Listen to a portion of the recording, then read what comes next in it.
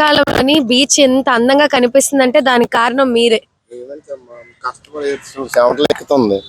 ఈ 3 నెలలు పెట్టి నైట్ డ్యూటీ కంటిన్యూ చేస్తున్నాను. ఇది 4వ నెల కంటిన్యూ నైట్ డ్యూటీ. ఎక్కడ ఏ చేస్తున్నా ఏమున్నా ఆ ఏరికి వెళ్తున్నాం. వెనకాల బెండ్ కొట్టుకొస్తుంది క్లీనింగ్. ఏం చెప్పాలనుకున్నారు జనాలకి?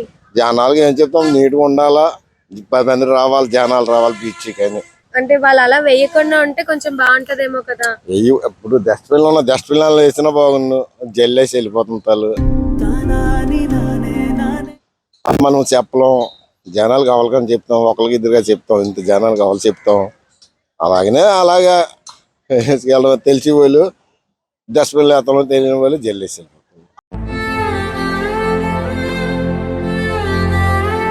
అవి మనం ఏరికి వెళ్తాం. నిజంగా చాలా చక్కగా మీరు పని చేస్తున్నారు అనమాట. ఒకప్పుడు బీచ్ కి ఇప్పుడు బీచ్ కి చాలా బాగుంది. అమ్మా మేము చేయకపోతే బీచ్ లో ఒక్కరు కూడా దిగలేదు, కంపెళ్ళిపోద్ది. ఇప్పుడు మేము చేయబెట్టుగా ఇంత నీట్ గా ఇంత జనాలు దిగుతాం.